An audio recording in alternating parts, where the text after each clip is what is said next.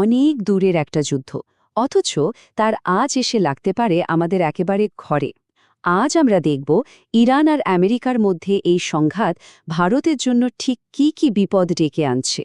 টিভিতে যখন আমরা মধ্যপ্রাচ্যের যুদ্ধের খবর দেখি তখন মনে হতে পারে এটা তো অনেক দূরের ঘটনা, কিন্তু সত্যিটা হলো এর প্রভাব খুব তাড়াতাড়ি আমাদের রান্নাঘর থেকে শুরু করে গাড়ির ফিউল ট্যাঙ্ক পর্যন্ত পৌঁছে যেতে পারে। কাতার কিন্তু এর মধ্যে একটা বড়সড় সতর্ক বার্তা দিয়ে দিয়েছে। তারা বলছে অপরিশোধিত তেলের দাম ব্যারেল প্রতি $150 পৌঁছাতে পারে। মানে পরিস্থিতির নিয়ন্ত্রণ না করা গেলে পেট্রোলের দাম প্রায় দ্বিগুণ হয়ে যেতে পারে। তাহলে চলুন বিষয়টা একটু ভেঙে দেখা যাক।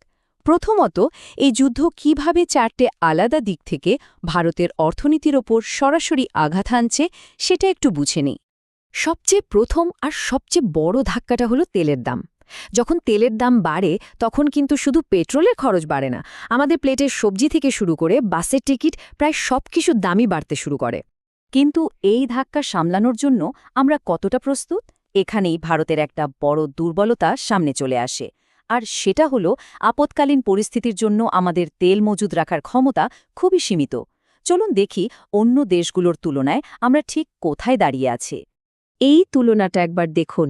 জাপান বা আমেরিকার মতো দেশগুলো যেখানে 200 দিনেরও বেশি তেল জমিয়ে রাখে, সেখানে আমাদের হাতে আছে মাত্র 65 দিনের রিজার্ভ। মানে সাপ্লাই চেনে কোনো সমস্যা হলে পরিস্থিতি সামাল দেওয়ার জন্য আমাদের হাতে সময় কিন্তু খুবই কম। এটা কিন্তু একটা বিরাট বড় ওয়েক আপ কল। আর সূত্র বলছে এই তেল জমানোর ক্ষমতা বাড়ানোর যে প্রজেক্টগুলো সেগুলোতে অমচম দেরি হচ্ছে।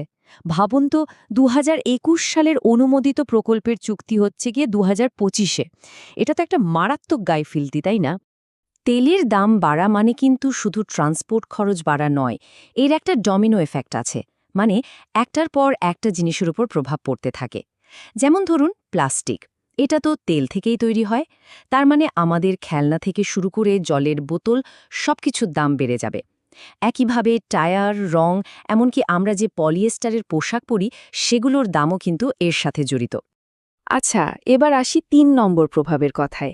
এটা হলো বাণিজ্য নিয়ে। আর এর কেন্দ্রবিন্দুতে আছে হরমুজ প্রণালী নামে একটা খুব গুরুত্বপূর্ণ জলপথ। এই সরু জলপথটা এখন কার্যত বন্ধ। হামলার কারণে এখানে একটা বিশাল ট্রাফিক জ্যাম তৈরি হয়েছে। প্রায় 150 জাহাজ আটকে আছে, আর বিমা কোম্পানিগুলো যুদ্ধের ঝুঁকি নিতে চাইছে না। মানে বিশ্ব বাণিজ্য প্রায় থমকে গেছে। এর প্রভাব ভারতের জন্য কতটা মারাত্মক হতে পারে ভাবুন তো। আমাদের মোট বাণিজ্যের 4 ভাগের 1 ভাগ, মানে 25% এই বিপদসংকুল পথ দিয়েই হয়। তেলের পর এবার আসি চতুর্থ এবং সম্ভবত সবথেকে বড় ধাক্কাটার কথায়, আর সেটা হলো প্রাকৃতিক গ্যাসের সংকট। দেখুন, কাতার হলো ভারতের জন্য গ্যাসের একটা প্রধান উৎস। তারাই এখন ফোর্স মেজর ঘোষণা করেছে। এটা একটা আইনি শব্দ, যার সহজ মানে হলো যুদ্ধের মতো অপ্রত্যাশিত পরিস্থিতির কারণে তারা আর চুক্তি মানতে বাধ্য নয়। তার মানে আগে থেকে ঠিক করা কম দামে গ্যাস পাওয়ার যে চুক্তি ছিল সেটা আর খাটবে না। তো এর সরাসরি প্রভাবটা কোথায় পড়ছে? পড়ছে সার কারখানায়। কারণ সার তৈরি করতে প্রচুর গ্যাস লাগে, আর গ্যাস সরবরাহ বন্ধ মানে সার উৎপাদন বন্ধ। আর সার না থাকলে আমাদের কৃষিখাত এনর্মলিভাবে ক্ষতিগ্রস্ত হবে, যা একটা খাদ্য সংকটের পরিস্থিতি তৈরি করতে পারে। এই যে অর্থনৈতিক সংকট, এটা কিন্তু ভারতের জন্য একটা জটিল ভূ-রাজনৈতিক পরিস্থিতিও তৈরি করছে। চলুন সেই দিকটা এবার একটু দেখা যাক। মিডিয়াতে প্রায়ই একটা কথা শোনা যায় যে আমেরিকা নাকি ভারতকে রাশিয়া থেকে তেল কেনার অনুমতি দিচ্ছে। কিন্তু আসল কৌশলগত বাস্তবতা কিন্তু অনেকটাই আলাদা। বিষয়টা হলো, ভারত যখন রাশিয়া থেকে তেল কেনে তখন শুধু নিজের প্রয়োজন মেটায় না, বরং বিশ্ব বাজারকে স্থিতিশীল রাখতেও সাহায্য করে। কারণ ভারত যদি তেল না কিনত, তাহলে বাজারে তেলের ঘাটতি দেখা দিত, আর দাম হয়তো আরও বেড়ে যেত। এতে কিন্তু পশ্চিমা দেশগুলোরও ক্ষতি হতো।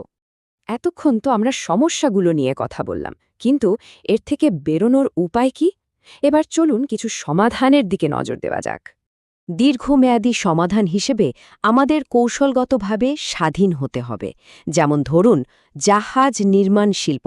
সূত্র বলছে আমরা বছরের পর বছর এই শিল্পটাকে অবহেলা করেছি, যার ফলে আজ আমরা দক্ষিণ কোরিয়ার মতো দেশের থেকে অনেক পিছিয়ে পড়েছি।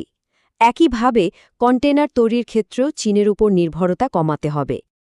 তবে কিছু পদক্ষেপ আমরা এখনই নিতে পারি, যেমন গণপরিবহনের উপর জোর দেওয়া, ৯টা-৫টার বাধা ধরা কাজের সময় নিয়ে নতুন করে ভাবা, আর অবশ্যই বাড়ি থেকে কাজের সুযোগকে আরও বেশি ব্যবহার করা। ভাবুন তো একবার, যদি সব অফিস একযোগে ৯টায় শুরু না হয় আলাদা আলাদা সময়ে শুরু হয়, তাহলে রাস্তায় জ্যাম কতটা কমতে পারে? আর জ্যামে আটকে থেকে যে বিপুল পরিমাণ জ্বালানি নষ্ট হয়, সেটাও তো বাঁচানো সম্ভব। সব মিলিয়ে এই পুরো পরিস্থিতি থেকে আমরা শেষ পর্যন্ত কি শিখতে পারি, এটাই হয়তো সবথেকে গুরুত্বপূর্ণ প্রশ্ন। এই সংকট একটা জিনিস স্পষ্ট করে দিয়েছে যে আন্তর্জাতিক সম্পর্কে কোনো দেশই চিরস্থায়ী বন্ধু বা ভরসার জায়গা নয়। ভারতকে নিজের উন্নতি আর জাতীয় স্বার্থকেই সবচেয়ে বেশি গুরুত্ব দিতে হবে। শেষ কথাটা হলো, আমাদের সবাইকে মনে রাখতে হবে যে ভারতকে বাঁচাতে অন্য কেউ এগিয়ে আসবে না। যে যুদ্ধকে আমরা দূর দেশের বিনোদন বলে ভাবছি, তার ফল কিন্তু আমাদেরই ভোগ করতে হবে। তাই ভারতের ভবিষ্যৎ তার নিজের হাতেই।